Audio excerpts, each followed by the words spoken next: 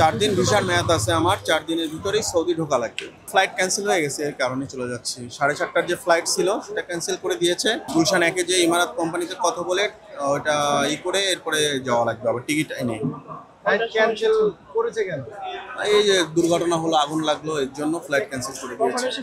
সমস্যা হবে, কোম্পানি ছুটি নিয়ে একটু সমস্যা, কারণ আমাদের ছুটিতে এমার্জেন্সি ছুটি। 1 মাস ছুটি শেষ হয়ে গেলে মেয়াদ থাকে 4 দিন। 4 দিনের ভিতরে যাওয়া লাগবে। 4 দিন ভিসার মেয়াদ আছে আমার। 4 দিনের ভিতরেই সৌদি ঢোকা লাগবে। এর মধ্যে যদি না যেতে পারেন তাহলে কি হতে পারে? তাহলে আমার ভিসা ক্যান্সেল হয়ে যাবে, আবার নতুন ভিসা করে যাওয়া লাগবে।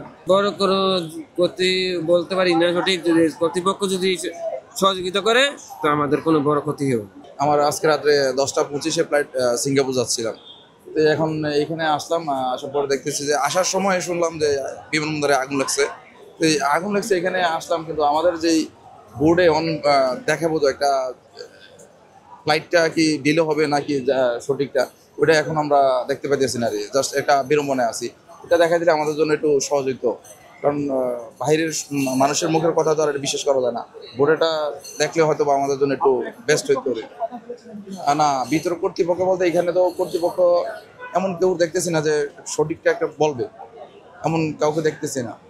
আমরা তো বোর্ড ফলো করে দিতেছি, ওই বোর্ডে কি আসতেছে ওইটা দেখতেছি, কিন্তু এখনো সিঙ্গাপুর যে ইউএস বাংলা যাবে ওটার এখনো আসেনি।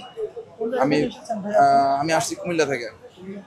জি, এই তো আসলাম 1 ঘন্টা আগে। ইনশাল্লাহ আশা করি, এখনো তো অপেক্ষায় আছি, দেখি কি হয়। এয়ারপোর্ট কর্তৃপক্ষ দেখি কি জানায়, সে অপেক্ষায় আমরা অপেক্ষায় আছি এখনো। এরকম এখনো আমরা কোনো কথা জানতে পারিনি।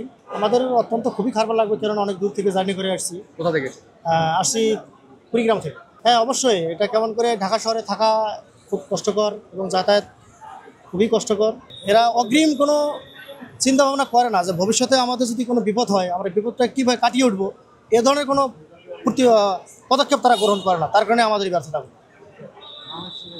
এটা আমি অবশ্যই বাংলাদেশ এয়ারপোর্ট কর্তৃপক্ষের প্রতি আমার বিনীত আবেদন এবং অনুরোধ থাকবে, এই ধরনের জিনিসগুলো অবশ্যই আমাদের আগে থেকে প্রস্তুতি থাকতে হবে।